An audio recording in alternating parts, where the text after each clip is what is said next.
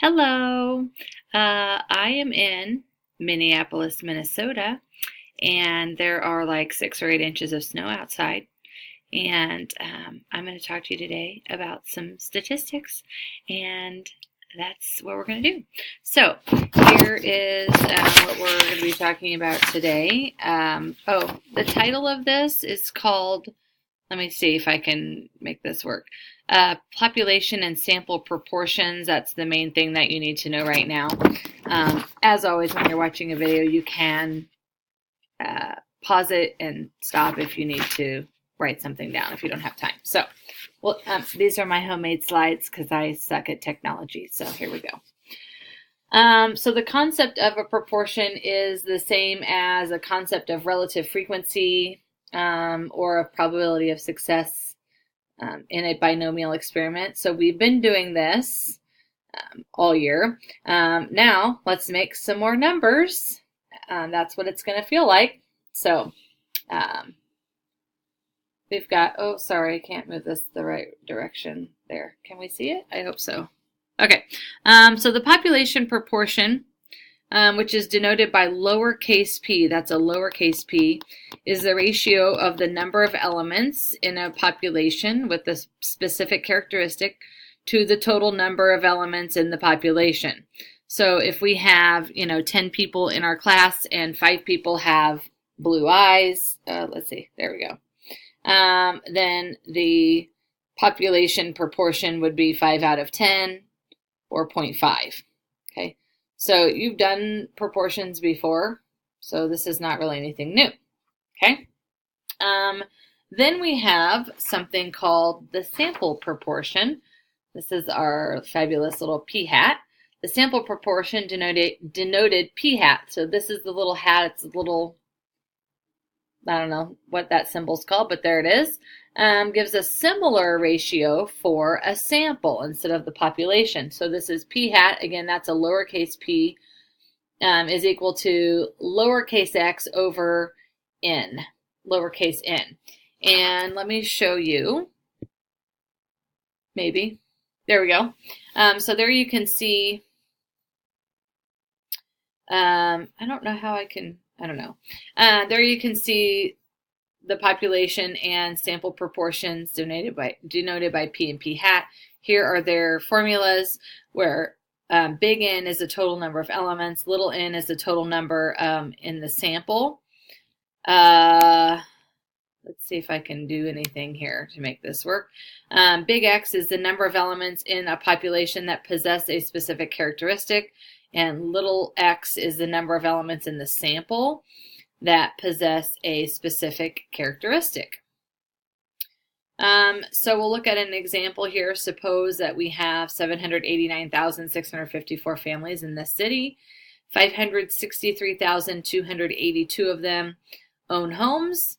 We took a sample of 240 families and found out that 158 of them own homes. So we'll find the proportion of families who own homes in the population and in the sample.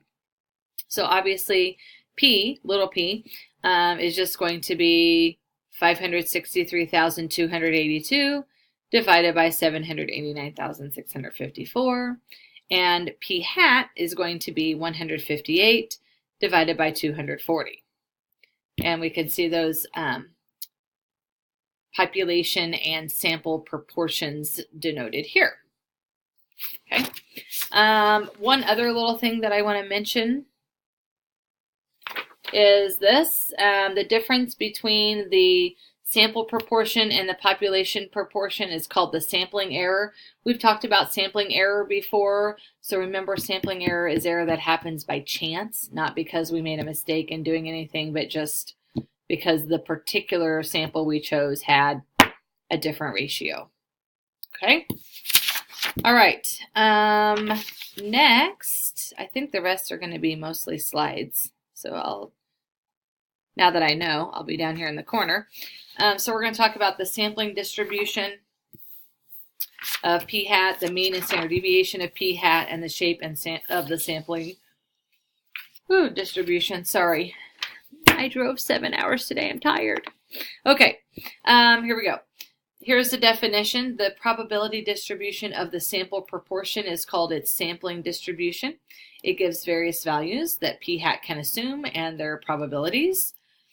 So again, thinking about even if we just took our class of 10 people and we said, hey, we're going to, I'm going to choose 4 people at a time, and how many different ways I could choose 4 people and come up with a sample proportion, all of those values then would be included in a sample distribution, sampling distribution of p hat. So we'll see an example of that here. So Bow Consultant Associates, it only has 5 employees. Table 7.6 gives information about these 5 employees and their knowledge of statistics. Okay. So we have Allie, John, Susan, Lee, and Tom.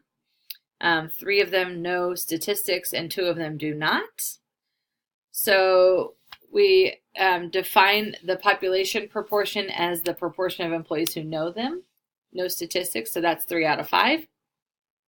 Now, to look at the sample proportion, let's suppose that we draw all possible combinations of 3 employees. So again, we could find out how many samples we're looking at by doing a combination 5 choose 3, which is 10. And we would figure out all of those values. Let me see. Maybe that's working. So you can see all of the values. We chose Allie, John, and Susan. Only one of them knows statistics. Allie, John, and Lee. Only 2 of them know statistics. Allie, John, and Tom. 2 of them know. And so forth. So you can see all of the different combinations there. Okay. And you can see their value for p hat, their sample proportion. Then we take all of those values and we put them into a frequency distribution for p hat. Here it is. So the out of the 10 samples that we took, that we have, 3 of them have a p hat value of 0.33. So the relative frequency of that is 0.3. You can kind of read the rest of that table. And then we can make a sampling distribution of p hat. So this is the probability that p hat is 0.33, would be 0.3. The probability that p hat is 0.67 would be 0.6. Meaning, if I chose some random sample out of those 10 people, the probability that 2 out of the 3 of them would know statistics is about 60%. And the p hat value of 1, meaning all 3 of them would know statistics, that probability is only 10%. Ooh, sorry. Okay. The mean of the sample, mean and standard deviation. So the mean of a sample proportion p hat is denoted by mu p hat, so very similar to mu x bar, and is equal to the population proportion. So mu p hat is equal to p. The standard deviation of the sample proportion, which is p hat, is denoted by sigma p hat, and here's the formula for it, where p is the population proportion, q is 1 minus p, so that sort of feels a little bit like when we were talking about binomial experiments, and n is the sample size. Okay, this is the formula, again, that we use when the number in the sample divided by the number in the population is less than or equal to 0.05, or we're talking about our sample is less than 5% of the population.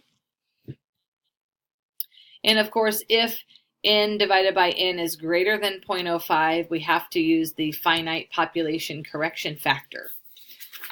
Interestingly, or maybe not so much if you think about it, in the book it tells us that in almost all cases the sample size is small, so the use of the correction factor is rarely used. It is good for us to know it and to know it exists, but it is not, it's not used all that often, so that's good.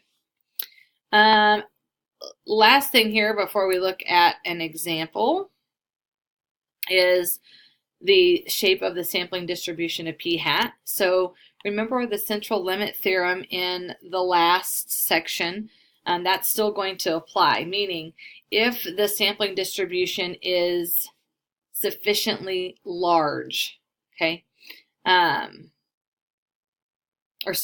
if the sample size is sufficiently large, then we know that the shape of the sampling distribution of p hat will be approximately normal. Okay. Now, in this case, unlike the last section where a large sample meant greater than 30, this time we have to look at something else. We have to do n times p, that has to be greater than 5, and n times q also has to be greater than 5. And in that case, then, we'll know that the shape of the sampling distribution of p hat is normal. This is why the normal probability distribution is so important, because so many things end up being normal. All right, so here we go. Here's a problem. I'll let you guys read through that. Maybe write it down if you want to. We have, in this case, 55% of adults said that owning a home is a very important part of the American dream. That's going to give us our value, our population proportion, or 0.55. Okay, so that's our p value. Then q, which is 1 minus p, would be 0.45. Okay, our sample size is 2,000. The mean,